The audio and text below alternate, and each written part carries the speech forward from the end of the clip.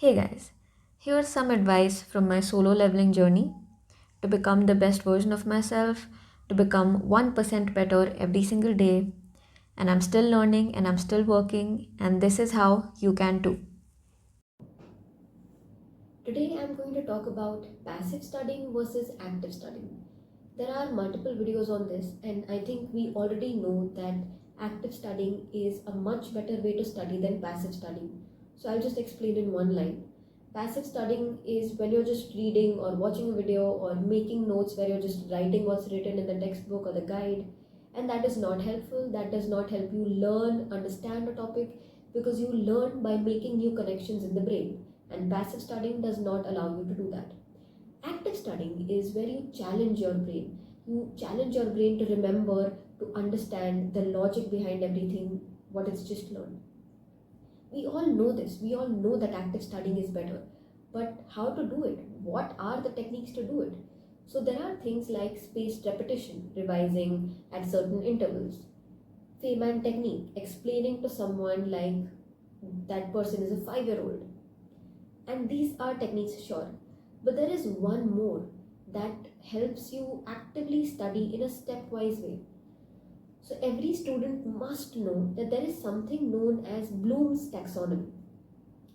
Taxonomy says that there are 6 levels of study. Whenever a student, anyone who's learning something new, is studying, there are 6 levels to it. Apart from spaced repetition and the Feynman technique, one of the best ways to learn something new is to test yourself. There have been studies which show that reading something 4 to 5 times is not as beneficial as reading something once and then testing yourself 4 to 5 times. So, your brain does require a challenge. Your brain requires a challenge where new connections are formed. You test whether you remember something by connecting it to previous things that you already know. That's the way your brain learns. But if the challenge is too easy, your brain gets bored. And if the challenge is too difficult, your brain gets demotivated. So, to give your brain the right level of challenge, you can use Bloom's taxonomy. So, the first Bloom's level is to remember what you study, at least the gist of it, the main parts of it, just to be able to remember. The second level is to understand all of that. The third is to apply this in a practical scenario, in questions that you get, etc. The fourth is to be able to analyze this, maybe in other scenarios. The fifth is to evaluate it.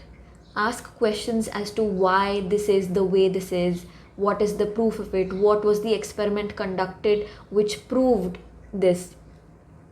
And the sixth level is to create something new on the basis of what you know. So basically forming a correlation between two new things on the basis of some correlation that you knew between two old things. So whenever you study something new and you start testing yourself, start asking questions from Bloom's level 1, that is remember.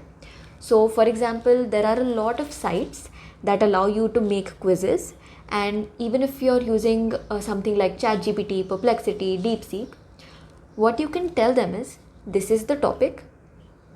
Start by making 10 questions on Bloom's level 1. After you solve those, then go to Bloom's level 2 and keep increasing your levels.